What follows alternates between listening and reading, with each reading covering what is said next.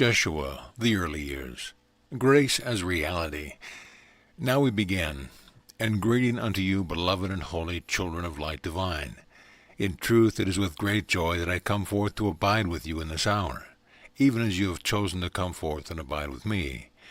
Know then that always I come forth with great joy, and I come forth from that place that is of light and of truth and of joy, a place of unconditional love beyond all boundary, beyond all limitations. I come forth from the place that is already prepared for all of us, given lovingly by the one who has sent us forth, and that one I have called Abba, or Father, and that one alone knows you and holds you, embraces you, and feels thankfulness for you, because indeed you are the creation of God. You are the offspring of light divine, and if you are that offspring, and I assure you that you are, the reality of the essence of who you are is but love.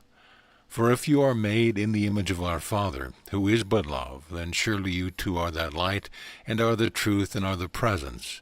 And you are therefore the Word made flesh that has come upon to dwell upon mankind, not to judge mankind, but to look lovingly upon all illusion, and by taking the hand of your brother and sister, to gently lead them from darkness to light.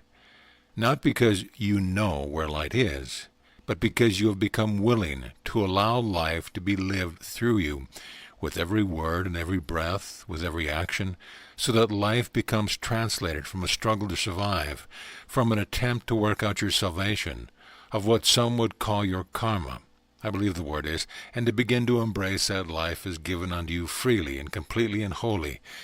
And if it were not given in this way, in this moment, you would cease to exist. Therefore, if you find yourself listening and hearing words spoken now, rest assured it is because life is given to you, not earned, but given with perfect freedom from a love beyond comprehension, a love that knows no boundaries, a love that was there before time began, and will be there with you long after time has ceased to be. Here and now, as we gather in this moment, the same opportunity is given unto us that is given unto the creation of God, His children, His Son, in each and every moment. In each and every moment of experience, the same opportunity is given to you as was given to me then, when I once walked upon this earth, and is continually given unto me. What is this opportunity? Is it not to set aside the perceptions born of the illusions of this world, born of fear and doubt and guilt and judgment, and to embrace with great simplicity the only truth and only reality that has ever been? And what is real cannot be threatened, and what is unreal does not exist. And that which alone is real is the love that God is. And the love that brings you forth is a great ray of light that would shine in what's called the darkness, which is only a temporary forgetting of truth. Therefore understand well that while we gather in this one little building, this one little town, on this one little speck of earth, which is but a small spinning sphere in a grand universe, and this grand universe is but one of many upon many upon many in a multitude of dimensions, here we have an opportunity to choose to set aside all judgment, and to hear only the voice of love that unites us as one, as brother and brother, as brother and sister, as sister and sister, and as the only begotten child of God. This is the opportunity that I came then to extend unto mankind. It is the opportunity that I ceaselessly extend to every mind that would but turn from the roar and din of the world for just one holy instant, to seek the place of quiet and calm inside, in which there is laid upon that altar of the heart your judgments, your fears, your ideas of what the world is and what it is for. To surrender all things, and to throw open the shutters of the heart to once again become vulnerable and open, and to merely ask of me, I have prepared a place, come and enter therein. And indeed I will do so, not as a Savior above you, but always and only as your brother and as your friend. I am your friend, because a friend in ancient times was not a word, you see, taken lightly. A friend was one who was committed to seeing past any illusions, any doubts, any fears, not to not see them, but to see through them and beyond them to the great ray of light that shines forth from the mind of Christ, that dwells within you as your only reality, and to abide with you and to hold you in that light until you have the strength to hold yourself in it as well. Therefore, when I say I come as your brother and your friend, rest assured, I come to celebrate the reality of your beauty, your joy, your truth, your radiance, your wisdom. I come forth to join with you, never to be apart from you, and ever certainly be above you. And those of you who have felt some kinship with me, some devotion to me, rest assured that I am worthy of it only to the degree that I am devoted to you. I am devoted to you always and eternally. I love you because I know who you are. I know that within you the great ray of light shines eternally and has never been dimmed by the experience of the world. I love you because in you do I know that what I am, and when I look upon you and see naught but the face of Christ, I realize that Christ is the essence of my own being. I came into this world as a light unto the world. Does this make me different than you? Some of you in your religions have been taught that I came forth from the mind of God to save you, and that I was the only begotten Son of God, and I guess that makes you his adoptees if you choose him. Nothing could be further from the truth. I came forth from the mind of God exactly as you came forth, and the life that I lived then in all essential details is the same as yours, for in the field of space and time, given a body that knew hunger, that had to deal with cold and all the rest of it, I experienced everything that you have ever experienced, just as each of you have experienced everything that the one sitting next to you has experienced. You all know the same fears, you all know the same doubts, you all know the same vision, the same dreams. All of you know that somewhere within you there is a grand being who rests in perfect innocence.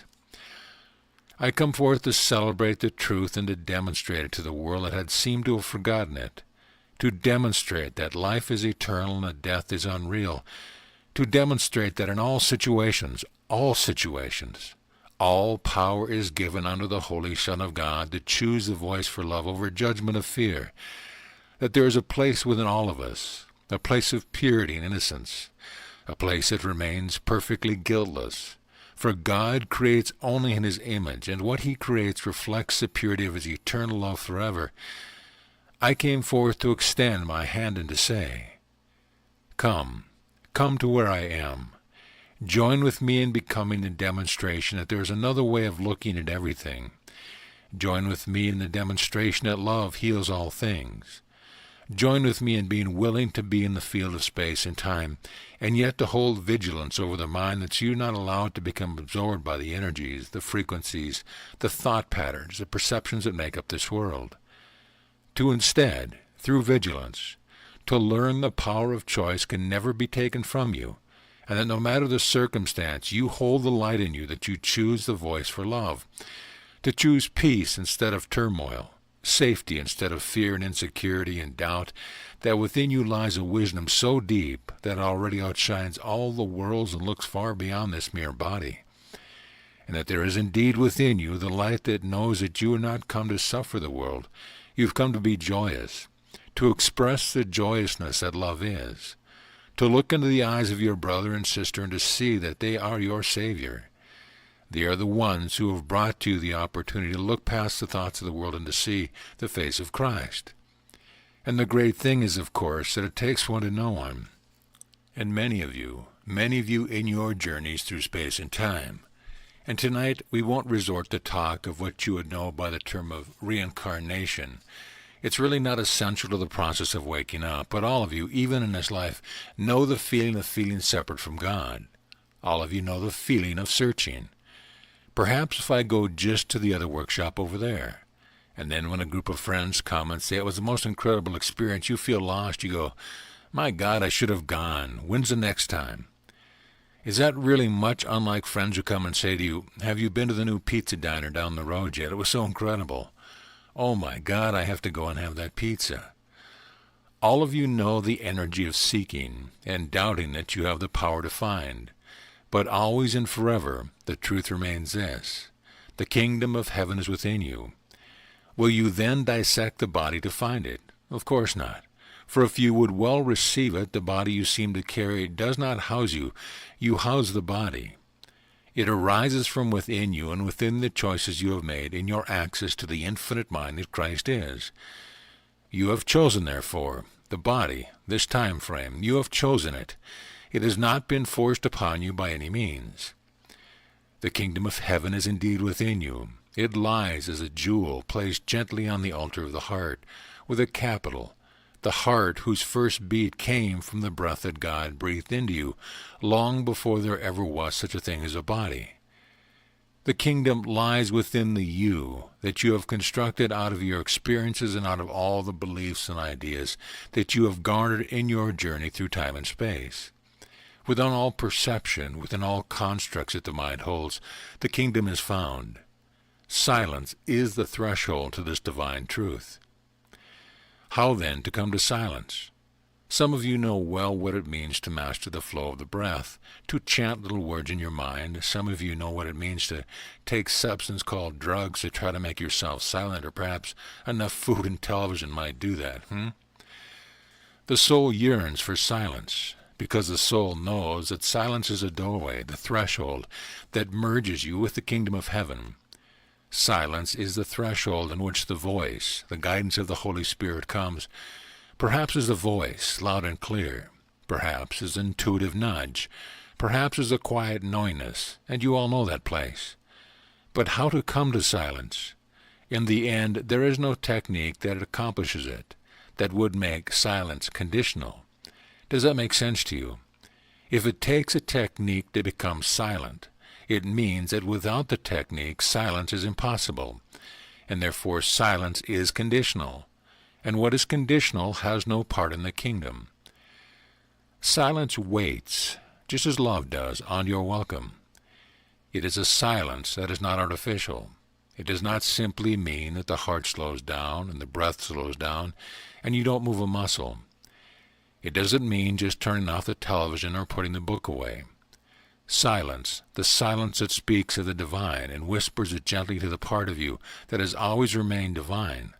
That silence requires only your willingness to lay upon the altar of your heart every perception you have ever held about anyone, about the world, every perception and belief that you cling so rigidly unto, thinking that it's going to keep you safe, that's going to show you how to get through this life. Silence comes when the mind is truly willing to relinquish its attachment to the world that it has made, the world of its experience, the world of its thoughts. Silence comes then, always as the result of a simple choice, and the more often that choice is made, the simpler it becomes. And in the end, silence becomes what you could call pervasive in the mind, so that although you walk and talk seemingly in this world, there is a core within of perfect silence, of perfect light. And though you speak and hear others speak to you, though you get up in the morning and make the breakfast so you can feed the body, though you do all things, there is a place of perfect peace, and it comes as a result of being willing, over and over again, to relinquish your beliefs and your perceptions about the world, to look upon the body and say, I don't know what this is. I don't know what it is for. I certainly know how to misuse it, but I don't know what it is. I look about and I see this world with buildings and what you call your automobiles. I must admit, they're a little better than walking on foot and riding on donkeys. But do you really know what these things are, and where they come from, and what purpose they can serve? You know well what the world would ask them to serve, but what purpose can all these things have been manifested? What can they serve? I say unto you that these very questions are not unlike the questions that I, too, as a man, had need of coming unto, to look upon my brothers and sisters, to look upon the great teachers and the friends that I was blessed with, upon even the parents that I was blessed with, to look upon the tumult of the time frame in which I walked upon this earth, to journey into the desert, to get away from all the noise, even the noise of my own thoughts, and to ask my Father, what's it for? How would you have me use it? What purpose would you extend unto me? And I was taught that the body itself has been created in error. It is, in a sense, it has been created to house the ego, to create and to give forth the symbol, and therefore the belief that separation exists. Because everyone knows it. If you look upon another one as a body, you know there's a distance between you. Well, that is evident through the body's eyes. But there is another eye, another way of seeing that looks well beyond the body and sees that all minds are eternally joined, and that you've never looked upon a thing called a stranger. Know you that world? Eliminate it from your vocabulary, because it is a lie. You have never looked upon a stranger, for you see reflected only yourself. As you see your brother or sister, you will see yourself, and as you know them, you will know yourself. To look upon another with judgment means that you have judged yourself and created separation from God. To look upon another with forgiveness, with softness, with gentleness, and with love means that you are willing to look upon the truth in yourself. The body, then, becomes translated into this and this alone. The body becomes translated to the choice of relinquishing your own perception of the world into only this, a means for communicating love, and that is all. Now, that's a little different than what the world would teach you. Your world would teach you that the body is something that you can gather to yourself, joy, pleasure, fulfillment, you name it. I want to share with you that night that if you take but one thought with you and make it your own, carry this thought. The body can bring you nothing. The body cannot bring you what you seek because it is not found there. It cannot bring you intimacy. It cannot bring you union. It cannot bring you joy with a capital J. It will bring what the body calls pleasure, perhaps. The pleasure arises in time, and what starts in time ends in time. And you all know what that feels like. The ice cream is delicious until you realize the container is empty. The body can bring nothing to you, but thank God, through grace, the body can become the means through which you can learn to extend what you possess eternally, love. So that each gesture, each touch, each smile is a very conscious and deliberate choice to be the one who allows light to shine forth and to enlighten the world, to allow your brother and sister to become your Savior and your salvation, to begin the practice of realizing that every opportunity you see is given to you so that the Holy Spirit can ask you, well, what choice are you going to make this time? Love or fear, peace or judgment, extension or contraction, giving or the insane attempt to take. The body is either the symbol of separation and pain, or it becomes a temple of the living Spirit, and that is all that little phrase once meant. It's where the body becomes solely the means for communicating love and nothing else. It becomes a servant of the awakened heart and the enlightened mind. Now I know it's probably true that no one in this room has ever misused the body. Would you be willing to lay even the body down upon the altar of the heart, to surrender it back to the source of your creation, and to hold the thought, you know, I really never have known what this thing is or what it's for. I pamper it, I feed it, I do what I think is going to get me some pleasure through it. I clothe it in the winter, and I unclothe it in the hot heat of the summer. But I never know how to truly use it, how to bring peace to the cells of the body, how to allow an integration of the body, the emotions, the mind. Perhaps there's another way of looking at the body itself. And there is. The body will reflect for you always a choice you are making between love and fear, between joining and separating, between forgiveness and judgment. Know you that experience where you walk into a room of perfect strangers and something somewhere in the room just doesn't feel very good? It's like you're picking up a little vibration, you turn around and there's someone standing on the other side of the room. You've never laid your physical eyes on them, but somehow you know that you just as soon avoid them. Have you had that kind of experience, feeling the energy of someone and feeling repelled by it somewhat? They haven't said a word, they haven't even looked at you, but there is a knowingness. Remember, you've never looked upon a stranger. And have you not also had the experience of being around someone who seems to radiate light so much, no matter what's going on, just to think about them seems to enlighten your spirit, to bring you a sense of joy, and when you lay your physical eyes on them, somehow the weight of your daily life is suspended and you feel joy. Have you had that experience? To the degree that one's mind has become corrected so that the body is not used to household judgments and fears and angers, and it is not used to look upon other bodies as having something that this body can gain, but as correction comes to the mind and the mind becomes enlightened, so too must the body follow. The cells of the body begin to vibrate in a different way. Emotional and even physical toxicity is released. The body becomes clear and clear and clear. It becomes a vehicle that radiates light to various degrees, and that is what you're feeling. What you're feeling through the body of that one is really the reflection of what has occurred in the mind. And the body of one who, shall we say, is what you might call a master is simply the body that has become so perfected that it becomes as light, because there is no trace in the mind left of judgment or fear or doubt. There is only the unconditional love that God is. And what I want to share with you is, as you look down at your thighs and your feet and your hands, that bag of dust that you have identified with as being you is not you.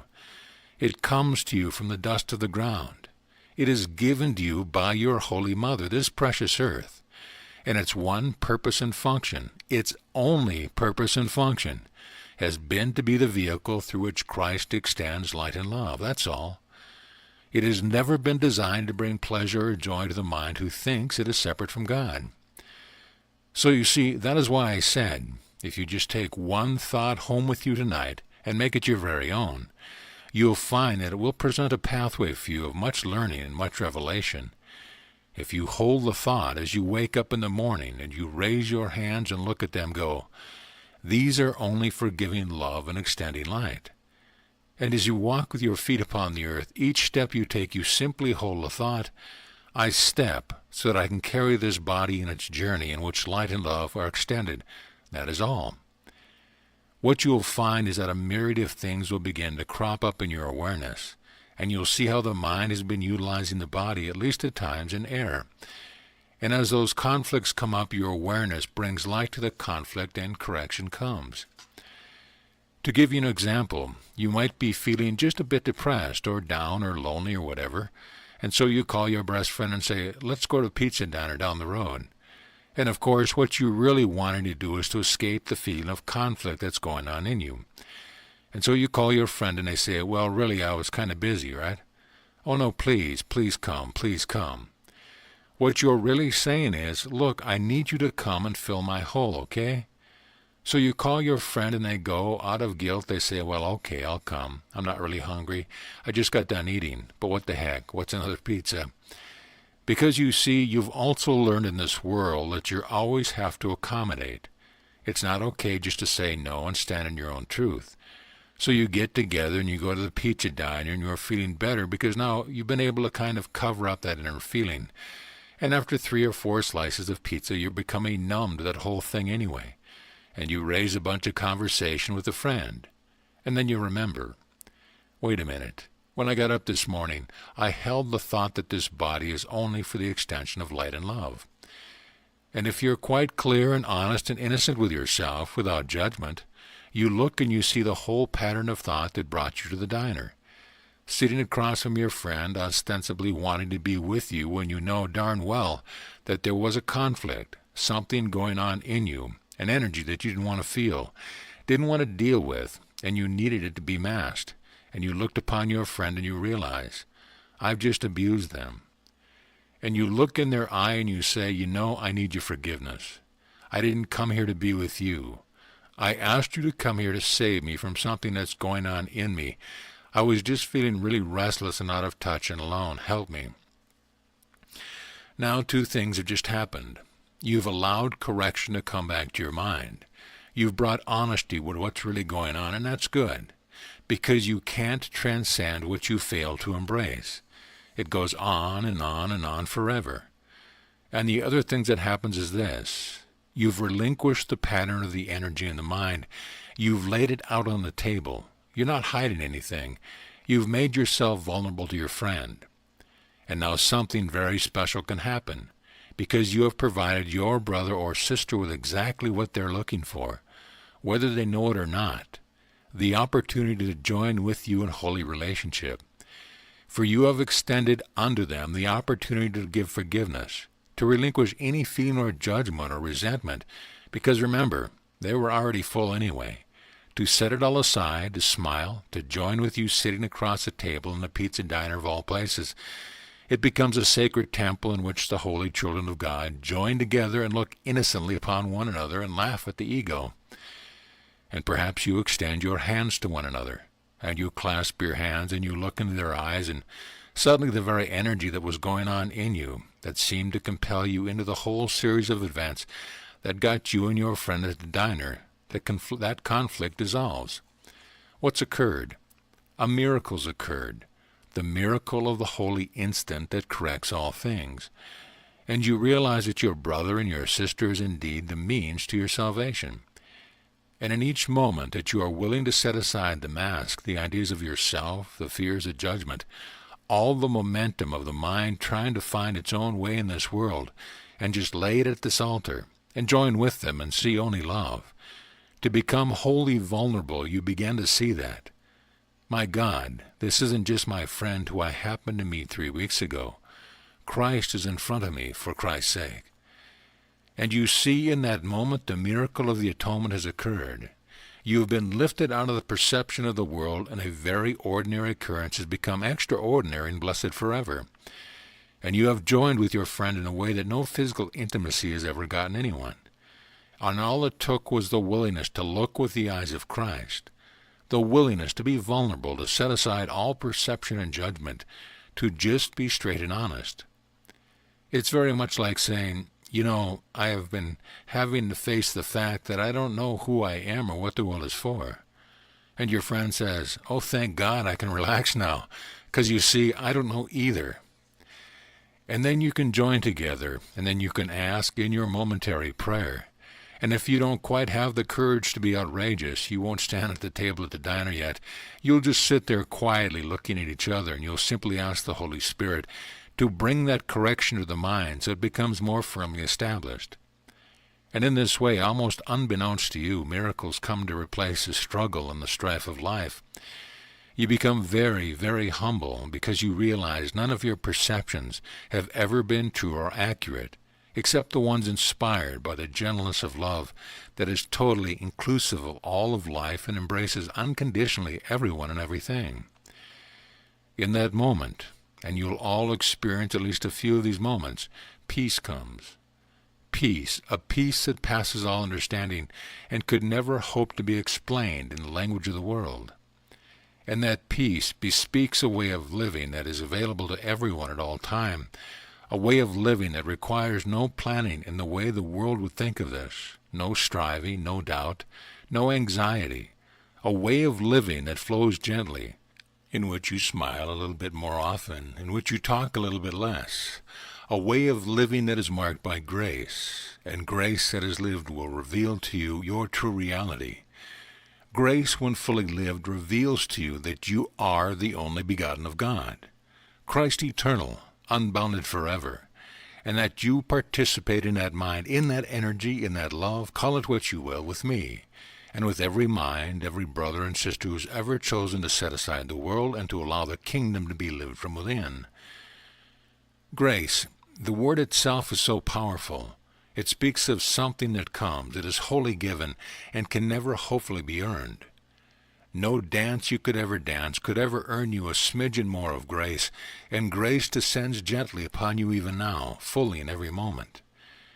Grace is available to every mind and every heart that would but choose to receive it, to remember the truth of the kingdom, to set aside the belief of the world. Love is the nature of my being. Father, I receive it. Do with me what you will. I've never known what to do with me anyway. Grace brings a gentleness to all of your activities. Grace brings a peace. Grace brings that light that can flow through you in this moment, if you would but allow it. Grace given fully by God unto his creation, you. You are the one in whom the Father remains well pleased. You are the one who has come forth into this time frame, just as I came forth into a different one, for only one purpose, to demonstrate the truth that the world is not real and holds no power over God's creation, that the world that would try to get you to judge, try to get you to hold on to ideas and beliefs about what is and what should be and what shouldn't be and what ought never have been, all that stuff. The world would try to get you to believe that judgment is justified, that forgiveness must be given cautiously. It is not forgiveness when it is given cautiously. Grace is a truth that will completely reverse the ideas that you have held in the mind and bring correction completely unto you. It cannot be earned. You cannot strive for it. You can only be willing to allow it. To allow it.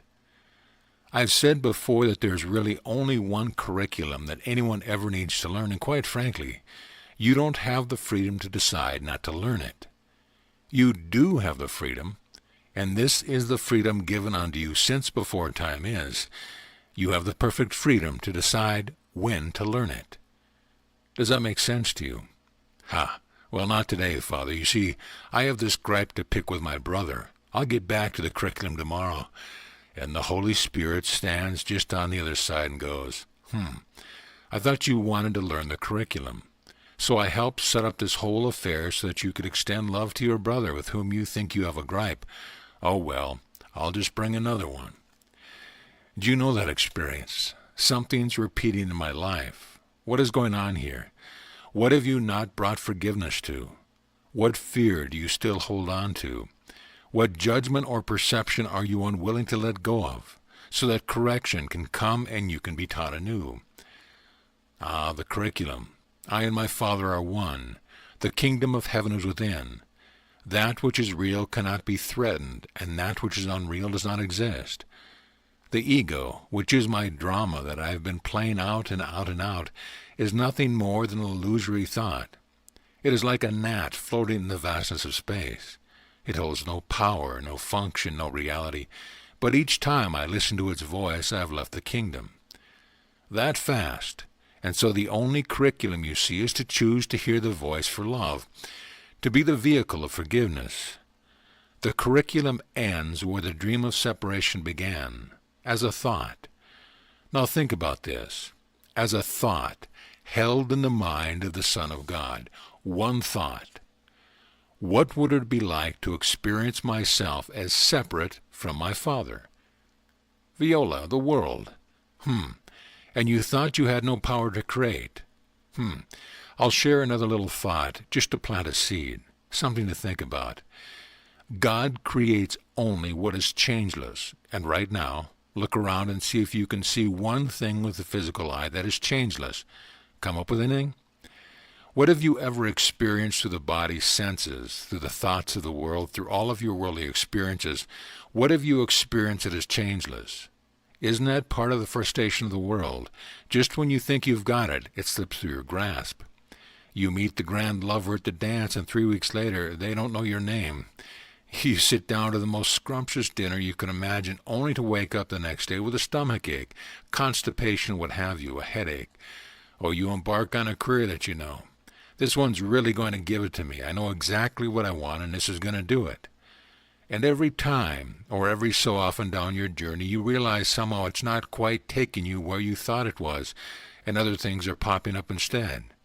And sooner or later the career ends, the mate leaves, the cat or the dog dies. You all know these experiences. You've known them countless times. How often, when you've been met with that frustration that somehow you've tried to make something work and it hasn't worked, how often have you just run out and tried all over again? That must have been the wrong choice. It must be this tree over here. I'll eat the fruit of this tree. Know you that experience? Some of you have done that very well with what you call your significant other relationships. You would change them as often as you would change your socks. All of it.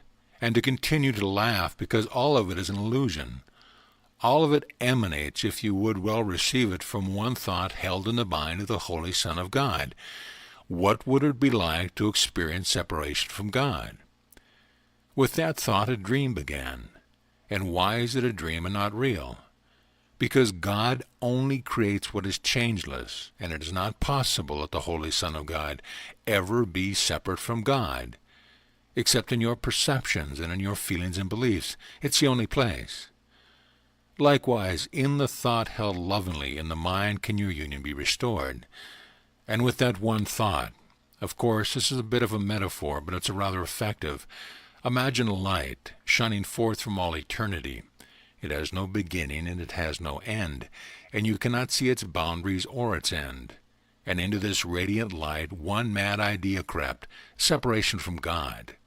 And the Holy Son of God forgot to laugh and took on seriousness, and seriousness empowers thought.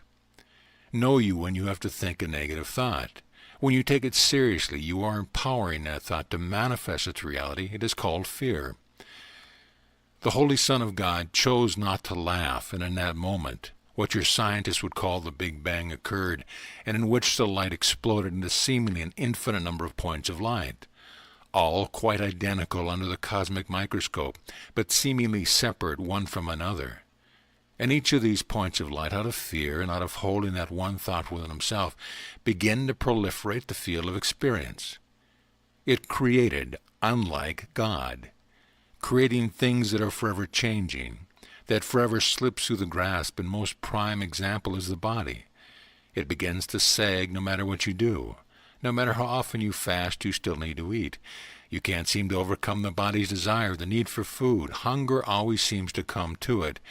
It shudders when the temperature becomes too cold. It sweats when it gets too hot. It gets dirty and smelly. Know you these feelings, these experiences? The body is a prime example of a creation that is unlike God's.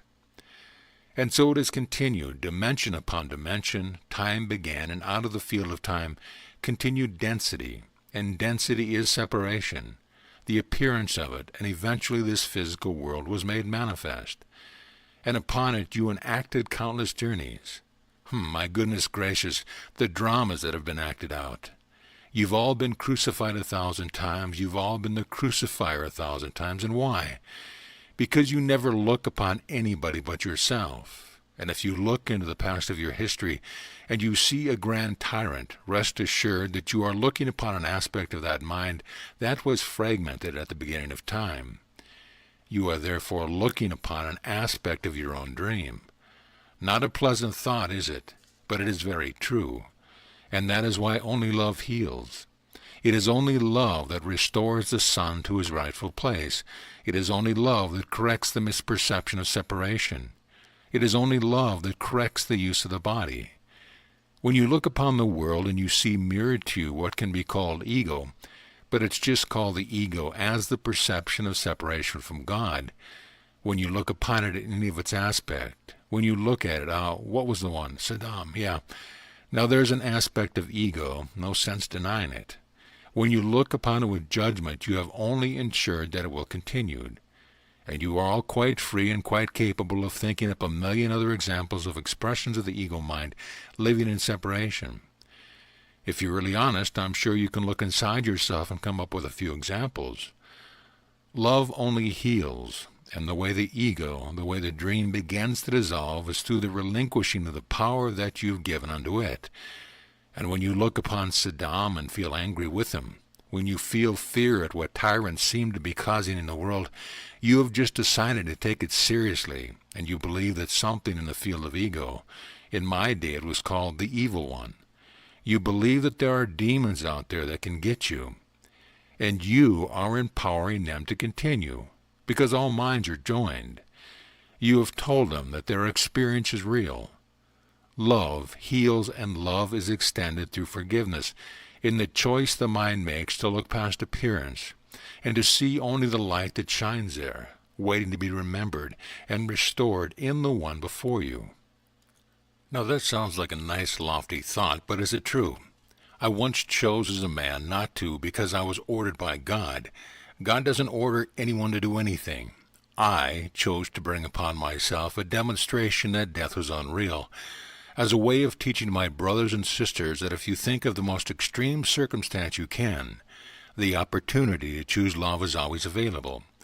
Rest assured, and I know perfectly well, that even if a tyrant ordered someone to strap you to a heavy wooden beam and to pound nails into your hands and feet, the power within you to choose love has not been taken away from you in any stretch of the imagination.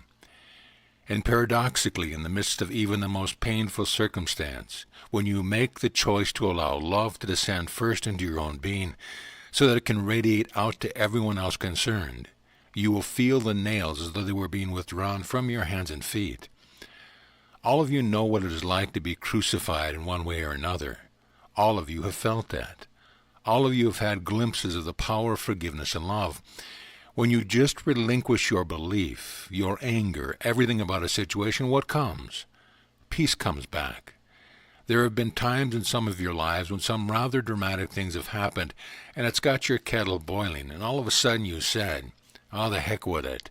and you changed your attitude and you actually laughed. What happened? You used the power of choice given on you to remember the truth. Grace. Grace descends gently, like a soft spring rain, so gently that you don't even feel or hear the drops. There's no breeze, it just falls gently, so gently that you don't see it, and yet you are bathed in it constantly.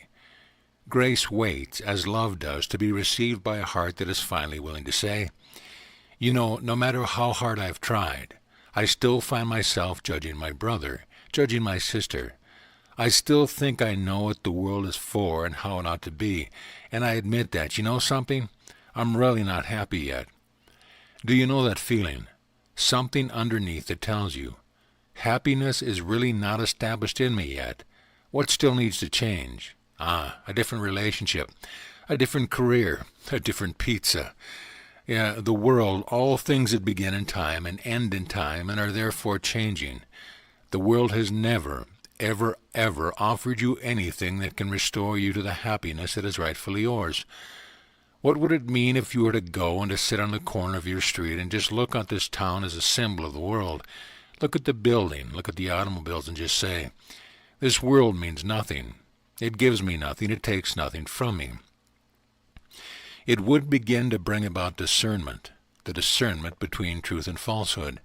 And as you relinquish the value you've placed upon the things you've hoped would bring you happiness and safety, you will discover that the place of safety is still within you, and has been there since the moment when the Holy Son of God first held the thought, "What would it be like to be separate from my Father?"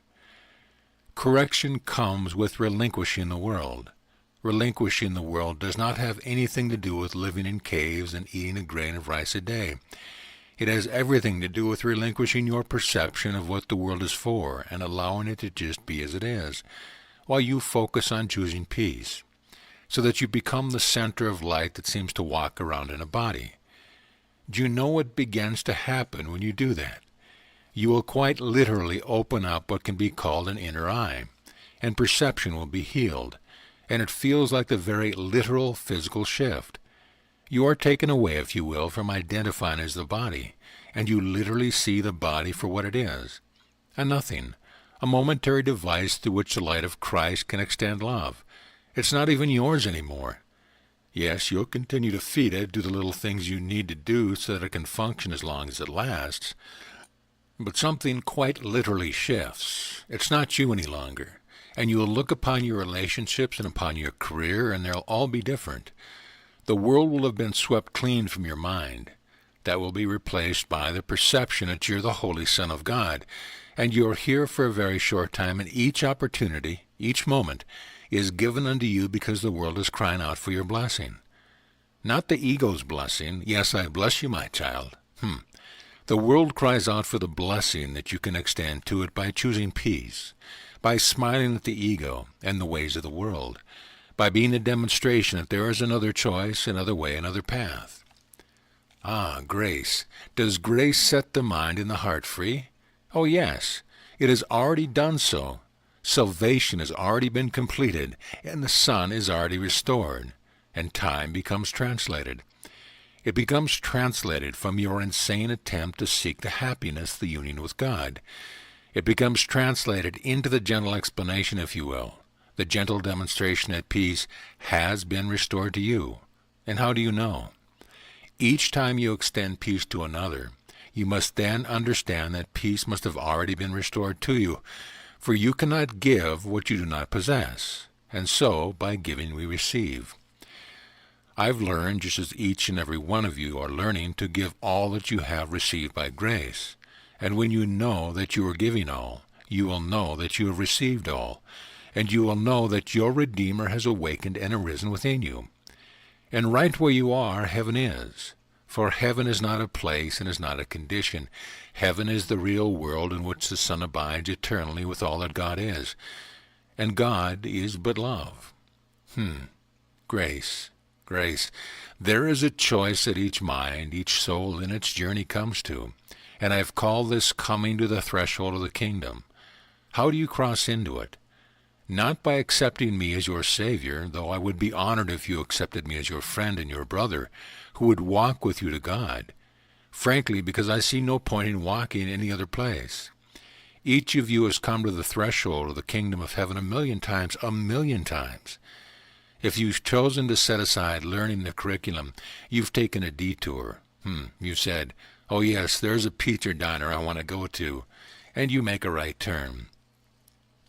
The way that the threshold is crossed is by laying aside your perception of yourself as a separate one who is seeking God, along with every other perception of yourself you've ever held, in which you become fully willing to acknowledge you have found. Think about it. To acknowledge in your own mind. No more games. I know the truth. I am the Son of God.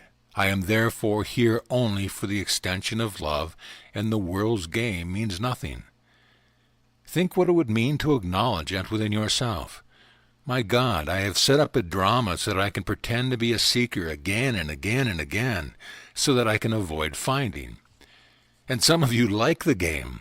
That's okay. There's nothing wrong with liking it, and I hope you enjoy it. But in the end, seeking becomes like a weight upon the heart. And in the soul, its weariness drops into its metaphorical knees, because obviously it doesn't have any, and it just says, I'm tired. And it sets aside the weight of the world, and a light begins to be remembered. The echo of an ancient melody, at once so familiar, but it seemed to be forgotten, begins to arise in the soul that has relinquished the world and returned to silence, and the thought comes to replace the one thought of separation, for upon it all worlds have been built, and all subsequent thoughts and dramas are nothing more than expressions of that one thought of separation, and an inner voice speaks these words, You are my beloved Son, in whom I remain well pleased. Arise, for you are Christ. And then perception is healed, and for the first time a major shift has occurred in your mind, and you know that it's time. And before the altar of God that rests in the silent sanctuary of your heart, you have the audacity in the eyes of the world to finally exclaim the truth. I and my Father are one, and of myself I have never done anything, but now through me my Father will do all things. I am home, and I am at peace. Truth is restored, and I will go out no more from this holy place, for the light of day has come and all darkness is vanquished. I and my Father are one, and it's never been any other way. Does that bring responsibility as long as you seem to live in time? Well, of course it does. It is a responsibility that the world has taught you not to take on. The world has actually taught you that I'm the only one who had the strength to assume that responsibility. Now, isn't that a clever device of separation?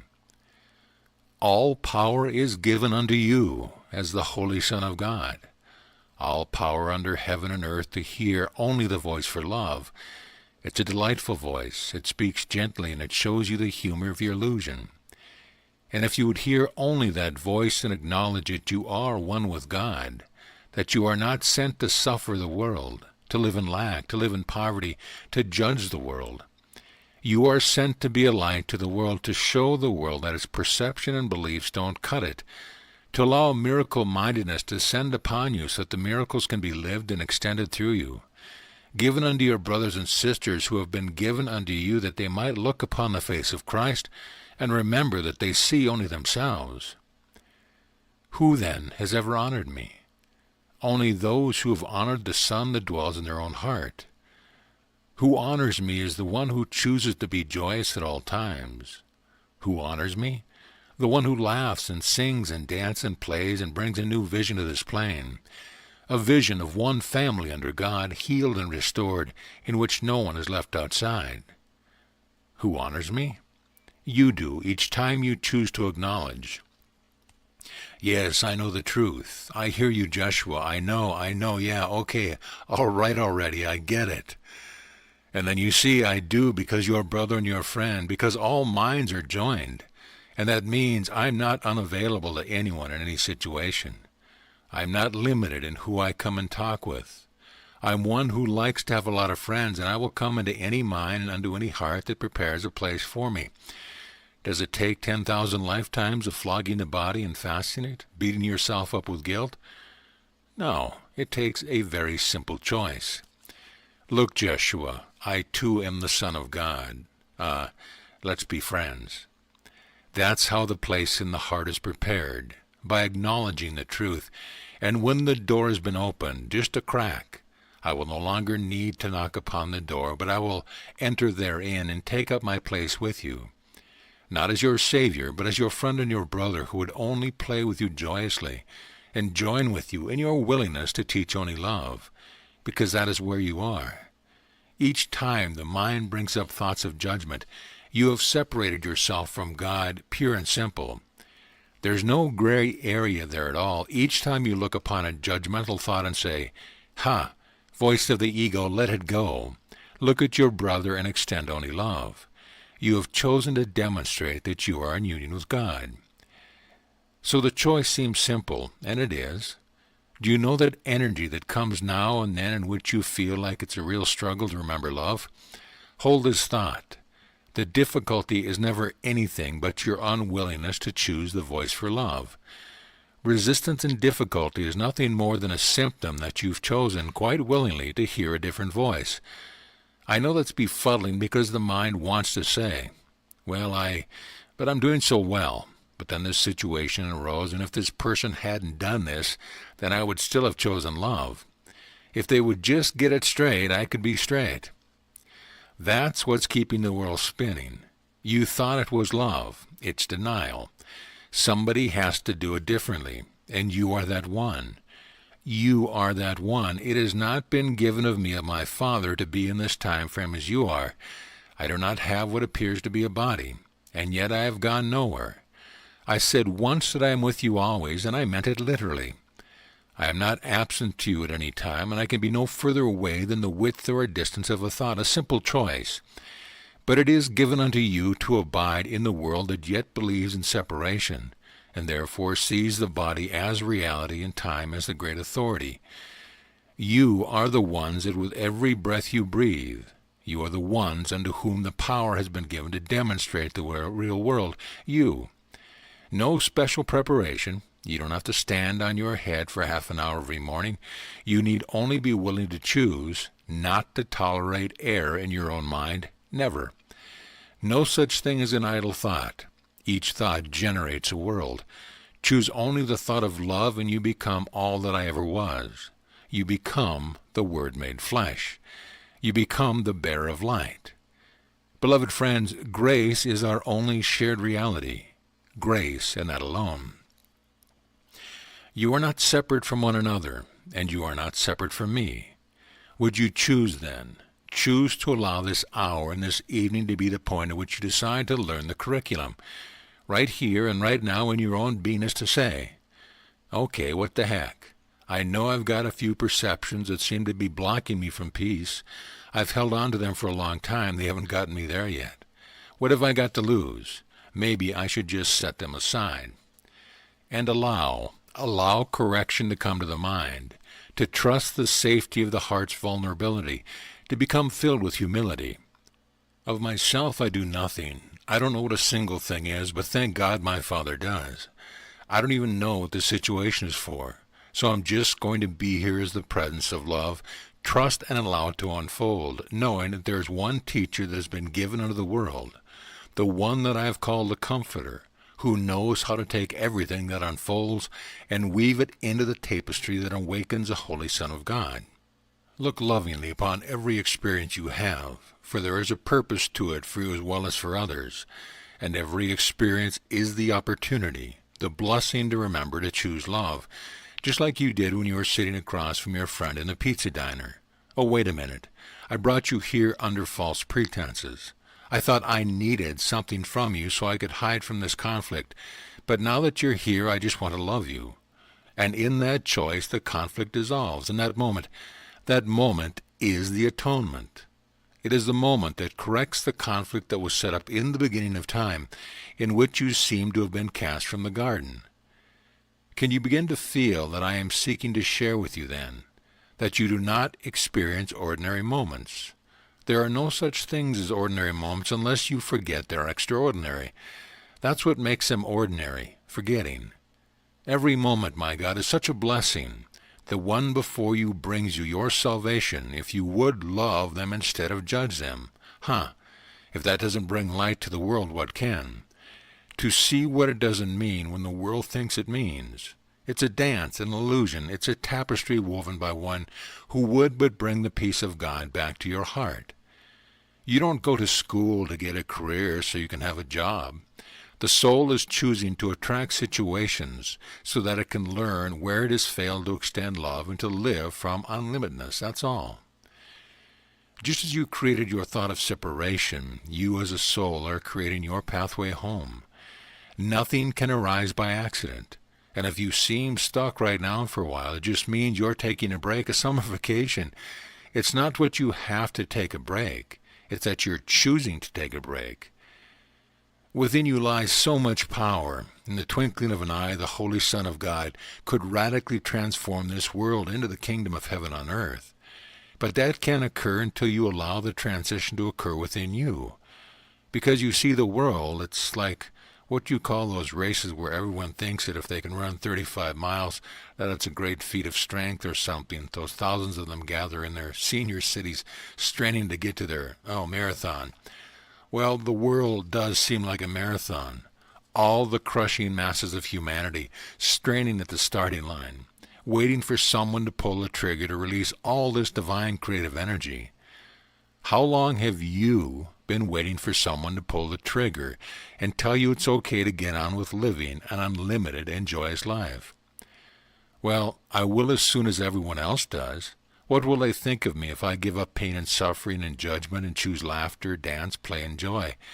Will they think I'm crazy if I tell them, look, hunger is old now. Nobody on this planet needs to be hungry anymore. And they'll look at you and say, well, it's always been that way. What are you talking? Nonsense. No, you're talking with great sense. Don't wait any longer. Look lovingly upon your own life. Look at your circumstances, something you've attracted to yourself, and therefore it presents a blessing. Embrace it, honor it, and then ask within, and really honestly, is this truly the life that the Son of God would choose to live if the Son of God was thoroughly awake? Interesting question. For you see, it might be, and it might not be.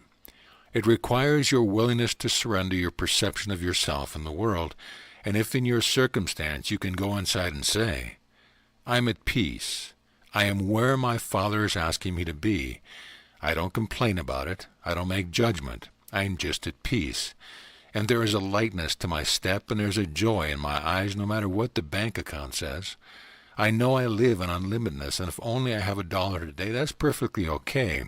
Because if I need 10,000 tomorrow, they'll be there. And if you get in touch and inwardly you finally admit, who am I trying to fool? Who am I trying to be? Am I trying to pretend like I'm more spiritual than someone else because I'm broke? Am I trying to believe or to express to someone that my suffering somehow is building me up? Do I look into the face of my brother and say, yeah, I'm really content, and then go home at night and inwardly feel something gnawing at me? Can you become so honest and just admit that you're living a lie? Can you say to yourself, no, I'm not happy. There's something in me that wants to be lived, and I'm pushing it down. Fear it no longer, for what you are pushing down is the radiance of Christ that comes to enlighten and heal the world and to establish the kingdom upon it. Is any of this making sense to you? Well, of course it is. I cannot say that I come as a grand teacher. I cannot come and say that I have much to give you that is going to make your life work marvelously because, you see, I know that I cannot give you anything that you do not already possess. I admit it wholly up front. I come only as your brother and your friend to reflect to you the truth that you know in the depth of your being. In the depth of your being where the real world resides and where the world can never possibly touch. And there is only safety to be found in being willing to let the power of the mind of Christ to be lived through you. To no longer tolerate the error of the thinking of the world and to demonstrate to your brothers and sisters through love that there's always another way, always another choice, and that nothing limits you, save the thoughts that you would choose to hold on to. I said earlier that I do not have a body, but you do, and I know how to join with you. You don't have to know how, you only need to be willing. And because I love you, because I know that we walk to God together, I will come to you, and I will walk with you, And I say this unto you not from a place above you, but from a deep compassion and a love for you, whom my Father has created out of love. There is not a moment when in your experience, as you unlearn the perception of the world and reclaim the perception of truth, there is not a moment in which you might feel that your strength is lacking. There is not a moment that I will refrain from giving you mine. All you have to do is ask. And I will give you my strength, and yours is as certain as mine.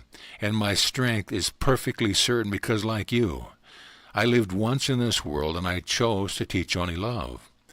I chose the outrageous idea that death is not real, and to believe that no circumstance could separate me from my decision to choose love. And I found that what my Father had taught me was true. Death is not real. This world is illusion.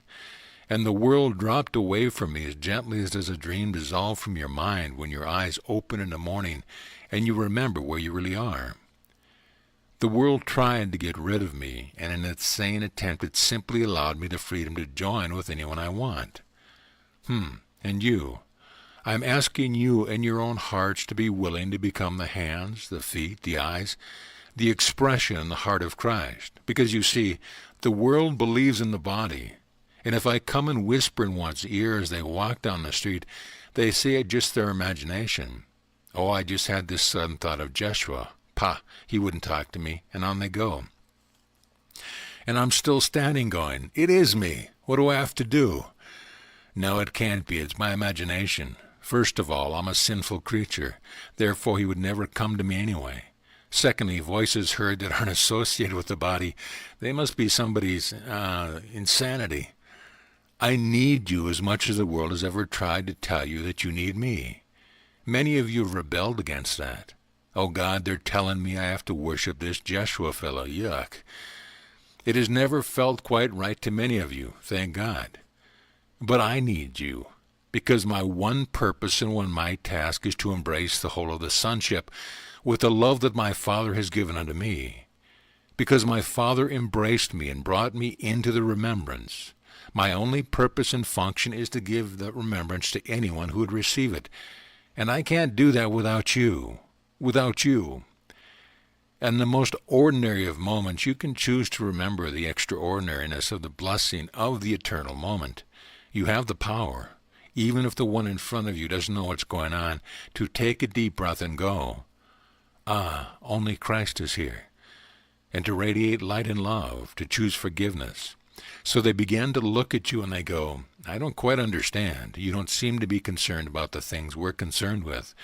Oh no, and yet somehow you're always there. You're always the same, and sometimes, though, you have all this wisdom pouring forth. And then you go, whoa, what did I say? And they say, God, you know what you said last night. It was the most incredible thing. Thank you, thank you. And you scratch your head and go, what, did we talk last night? Yes, on the phone for just a moment, and you were getting ready to go somewhere, and suddenly you said something that seemed off the wall. And then you said, well, I have to go. Bye. You go? I said that? You've just been willing to let the Holy Spirit reach your brother through you. And that occurs because you have opened the place for miracles to be extended through you by acknowledging, I and my Father are one. And I relinquish my perception of what the world is. And I will go gently through my day remembering the grace that has set me free. And I will look upon my brother, not believing I know what they need. There is one who knows. That's how the mind begins to be opened, so that what you channel is no longer the thoughts of the world. And by the way, everything in this world is channeled. Everything inspired either by the voice of fear or the voice of love. Every moment of every day you are choosing what frequency to channel, what quality of thought to channel, what dimension of feelings to channel. Every second it never changes. In relinquishing your own ideas and acknowledging that you cannot save yourself, the light of truth begins to descend and to be reawakened in you, and you will quite literally find that miracles become the stepping stones upon which your life is lived, upon which you step, and you will come and go as the wind, not knowing where it comes from or where it is going, but somehow you're in the right place at the right time and everything's okay. Miracles occur naturally to minds that teach only love. So you see, it gets to the point where if miracles aren't happening, you won't even dare to get out of bed, because you know something is amiss in your mind. Where am I doubting? Where am I fearful? Where am I failing to extend love? My God, I didn't laugh yesterday. It's been 2 weeks since I've danced. Now I know where to begin. To bring lightness and laughter and a sense of play and safety back into the mind, and then the flow can continue. I know you're holding the thought. Is he looking at me? Yes, but not with this body, for you see, I do not come into this body. I do not take my beloved brother and kick him out. All that happens is that an ancient resonance is allowed to be made manifest, and there is a blending at the level of mind, and mind far transcends the body. Remember, I said the body arises within the field of mind. It's really an illusion, just an apparition, and at the level of mind I merely blend my energy with this particular mind send, filled with concepts, filled with ideas, made up out of experiences much like your own, and I simply activate it in a different way. I bring a different level of integration and understanding, that's all. And if I can blend with this mind, rest assured I can blend with any mind. And I can blend with yours. And no, I'm not going to acknowledge that you're the one I'm speaking to. Not in this way. I'm going to ask that you acknowledge it in the depth of your own being. For when I turned this body in this way, a thought came, a thought of knowingness. He's aware of me. Gulp. The time for gulping is past. I am aware of you because I know how beautiful you are. I see your light and your radiance, your purity, and there is no guilt upon you. You have not failed me, and you have failed no one. And the radiance and the power and the light of the truth with which you were created and are sustained is in you now in its purity. Be you therefore wholly joyous, for in this hour a miracle does occur, and you will see the fruits of it unfolding in your life. Precious friend, you come doubting your own worthiness as an ancient friend. I say unto you, your worthiness is established by God, and the world has never taken it from you. I love you. There. So how are you all doing? Excellent. My beloved brother has asked me many times, Jeshua, what are you going to talk about? And I always given him one answer. My friend, your task is only to be available, because you see, I never know what's going to be said. I come and abide with you just as you abide with each other as friends. You get together and you sit around your living room, nothing to do and nowhere to go, you just hang out. I come and abide with you, and I read what is in your heart, and what is spoken is not deliberately chosen by me, but it flows forth through my mind, then through the mind field of this my beloved brother. You seem to hear it as words spoken and picked up by your physical ear, but what is spoken is being generated from the source of oneness in which we abide. One mind together, that is what creates all experience, all of it. Does that make sense to you? The gathering together of minds that choose to resonate at a certain frequency. That's what generates experience. If there were a tall skyscraper, an apartment building, and all of you got together on a Saturday and said, let's hang out on the bottom floor, isn't it true that you would look out the window and you would see certain things? And next Saturday you'd say, let's go up to the 15th floor and hang out. And you open the curtains, and wouldn't the view be different? That's all that happens in your experience. You choose to come together with minds, and the interplay of the energy generates what you call your experience of that moment. And wherever two or more are gathered in my name, there I am in the midst of them. When any two come together and choose to go to the penthouse, the view is unlimited. The table is spread, the finest linens, the finest china. You sit down to a feast prepared by the Father for the Son, whom he loves above all, and who welcomes home the prodigal son no longer, but the one who has chosen to return. There has been, by and large, an agreement by all of you, a desire just to hang out together in a frequency of peace, of love, to have echoed back to the mind the truth the mind already knows. So by and large, we've gotten together in the penthouse, and in your daily experience, you have the power to bring the energy of the penthouse into your situation.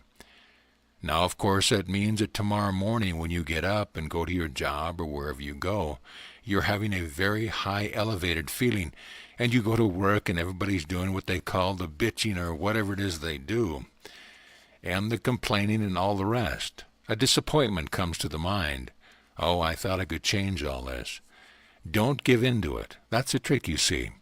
Just because someone else is being miserable doesn't mean you have to accommodate them by joining them. It doesn't mean you look at them and say, well, you've created it, get out of it. It means that you look upon them and go, I'm seeing dimensions of ego. I'm seeing choices for a separation, but I know that's not the truth. You look upon them lovingly, and if they need your arm put around them, you do so, or you feed them with the love that they're capable of receiving, but the whole time you remember what the truth is. You hold the frequency of the penthouse, and the more often you do that, the easier it gets. And one day you walk into the circle of friends or coworkers who are trying to drag you down into their state of being, and you realize something has changed. It's not affecting me. I feel totally calm and at peace. And no matter what they say, you just smile and go, oh, come on, you know there's another way. Would you choose it with me? No, I refuse. Okay, there will be another opportunity. As for me, I choose to wait only on the Lord, which simply means to wait, to abide in Christ consciousness. I choose only peace. Now let's get on with our day. And you will wait for them to choose with you if it takes 10,000 lifetimes, a millennium. It doesn't matter. You're hanging out in eternity. It's very, very important. When the whole world is seeking to drag itself down, the world needs just one to make a different choice. And you can be that one in every moment. Isn't that true? Indeed. So there you have it. Grace as reality comes when you consciously choose to accept what is the case. This illusion isn't true. These feelings of lack are not true. This need to make judgment isn't true. That's all the voice of the ego. It's an illusion. My Father's grace pervades my being. I choose to be wholly joyous and at peace, and each time I seem to forget, I'll just choose to remember, and thereby the world is restored and healed. Grace as reality is the only grace. And please listen to this, and we'll be done here in a moment. Grace as reality is the only reality that is available to anyone at any time. What is real cannot be threatened and exists eternally. What is unreal exists not. And if the mind holds a thought that it does, it is only because you allowed the mind to choose illusions over truth, that's all. Grace is your reality, and it means that you can go gently in this world. There is indeed a way of living in which there are no laments of the past, no anxiety of the future. A sense of the eternal comes to fill your days, so that even as you wash your dish, there's something that is eternal that is felt and known, and a peace descends gently upon you. There is a way of being in the world without strife and without suffering, and the way that is to embrace honestly every illusion that you insist on carrying and see that it is untrue. Every judgment, every thought that would seem to limit the Holy Son of God is unreal, and just beyond the drama of the world is the peace of the kingdom of heaven, waiting only for you to grant it welcome by making the choice to be a finder and not a seeker. I and my Father are one. I might as well admit it and love it. Grace, I offer this unto you. In any situation from this hour in which you are tempted to think with the thoughts of the world, and you notice it doesn't feel very good, remember that simple word, grace. Gently let it come to your mind, and it will be your willingness to send me a telegram. It will be your willingness to open up the place of the heart, and I will not fail to come to you. And as you gently abide with it, certain things that have been said in this evening are going to come to you as if you are hearing them for the first time, and you'll swear that they didn't get said then. And a feeling will come, a certain little resonance, much like that which has touched many of you in this hour. For remember, I'm not in this body. For all you know, I'm right behind you. And with that thought, a different vibration, a different frequency will again begin to come to you. Some of you will have times when, as you begin that, all of a sudden it will be like the pot's really been stirred and the mind will be going. I know it didn't work. I know it doesn't work. These bad feelings really are here. I know it. I know it. I know it. That's just the same thought of denial. But oh, grace, grace, grace, until the voice of the ego begins to realize. Wait a minute. You've always listened to me before. I guess it's not going to work this time. And the voice of the ego withdraws from your holy mind and peace is restored. So please be willing not to look beyond the simplicity of what was just offered. It will work and work beautifully. It will lead you upon revelation, revelation, revelation. And revelation is really nothing more than the unwinding, the unlearning of concepts and perceptions that have imprisoned the mind and kept you away from the peace that you seek. For a moment now, just turn and look at someone next to you. Just turn enough so that the eyes can meet. Now, it doesn't matter if you believe this is true or not. Just do it anyway. Each of you, one unto the other, take just a moment, and you can decide who gets to go first. Look at your brother or your sister, your eternal friend who has journeyed with you throughout all of time and space and has shared every world with you in one form or another. And say to them, I promise to live my life for you as one who has found and acknowledges the truth. So no matter if we ever see each other again, whatever I am, I promise to keep my promise. So in your own words, go ahead right now. So how does it feel? What seems sane to the world is wholly insane to the mind of Christ, and all beliefs of the world are diametrically opposed to the truth of the kingdom. So how then do you use a bit of measurement for knowing which voice you are listening to? If you're not standing out as just a little bit crazy, you've conformed yourself to the world. I taught certain friends many things in secret, something that wasn't meant to be broadcast to minds that really weren't interested in learning anyway. But the essence of what I taught my closest friends was the simplicity of the greatest power of choosing laughter, dancing, play, and singing in each and every day until the frequency permeates every decision you make and every experience you're having. For you see, it is lightness that enlightens the mind, and lightness carries the mind out of density, out of seriousness.